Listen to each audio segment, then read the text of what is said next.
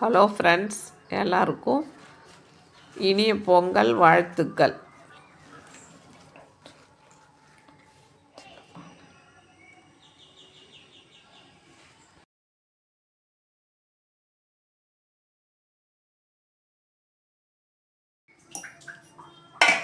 பொங்கல் செய்கிறதுக்கு ஒரு கப் அரிசியை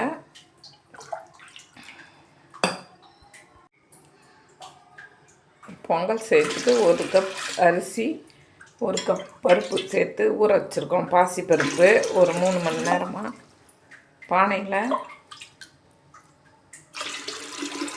ஒரு 6 கிளாஸ் தண்ணி ஊற்றிக்கலாம். அது கூடவே ஒரு கிளாஸ் பால் சேர்த்துக்கலாம். சேர்த்து ஸ்டவ் பற்ற வச்சு நல்லா கொதிக்க வைக்கணும். தண்ணி கூடவே ஒரு கப் பால் சேர்த்துக்கலாம். மூடி நல்லா கொதிக்கட்டும்.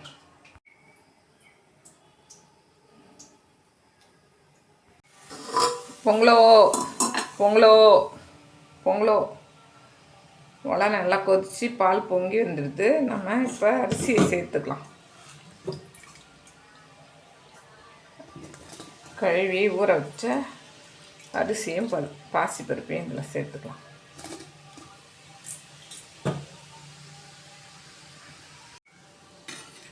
அரிசி போட்டு கொஞ்சமாக உப்பு போட்டு நல்லா கலந்து விட்டுருணும். மறுபடியும் மூடி வேக வச்சுக்கணும்.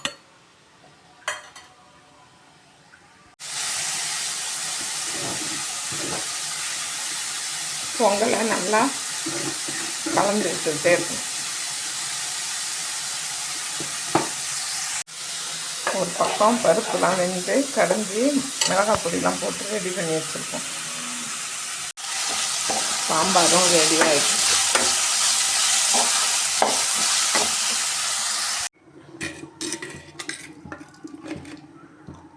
சக்கரை பொங்கல் இந்த அளவுக்கு வெந்து வந்துடுது. இதில் வெல்லத்தை கலந்துக்க வேண்டியது தான்.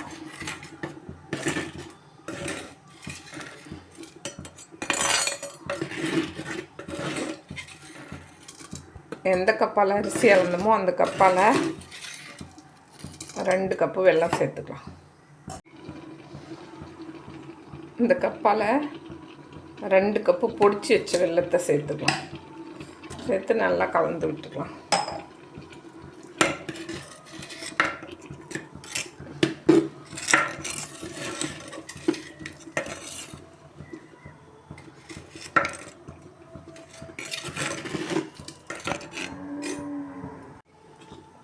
பொடிச்சு வச்ச 4 ஏலக்காயை சேர்த்து நல்லா கலந்து விட்டுக்கலாம்.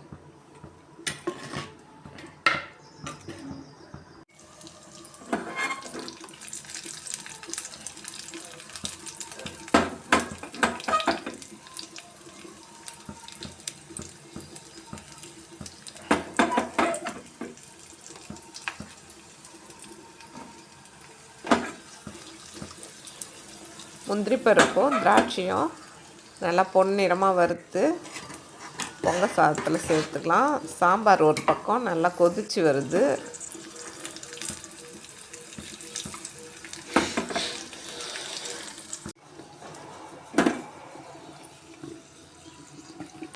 நெய்யில் வறுத்த முந்திரி திராட்சையை பொங்கல் சாதத்தில் சேர்த்துக்கலாம். வாசனை சூப்பராக வருது. நல்லா கலந்து விட்டு எடுத்துக்கலாம். ஸ்டவ் ஆஃப் பண்ணிட வேண்டியதான். ரெடி ஆகிட்டு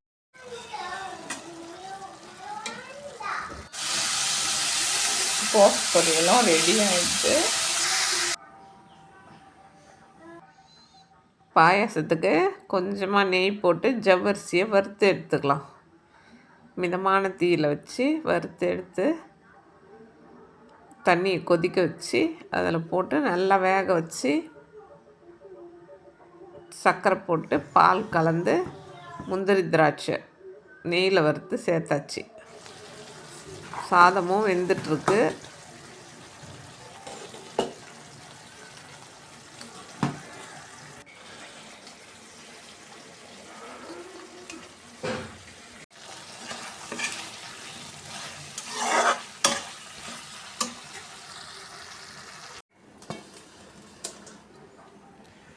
உருளைக்கிழங்கு பொரியலும் ரெடி ஆகிடுது.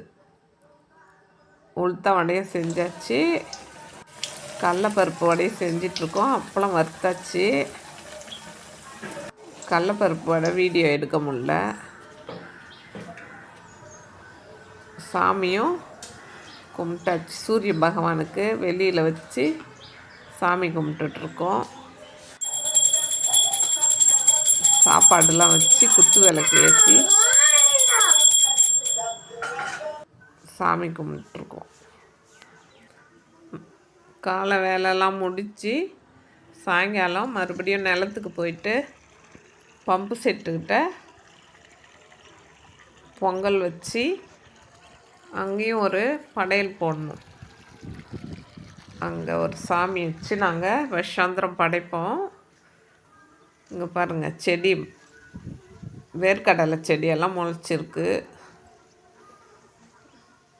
இயற்கையாக அழகாக இருக்குது. இங்கே நேரத்துக்கு தான் போயிட்டு அங்கே தான் பொங்கல் வச்சு சாமி கும்பிட்றோம். அழகாக முளைச்சி வந்திருக்கு பாருங்கள். இப்போ தான் களை வெட்டி விட்ருக்குறாங்க. களையெல்லாம் எடுத்து சூப்பராக இருக்குது.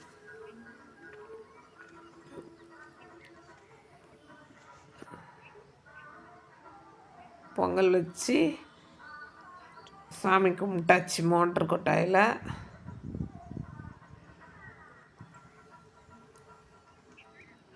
இதெல்லாம் காராமணி செடி, உளுந்து, பசுமையாக சூப்பராக அழகாக இருக்குது பாருங்கள்.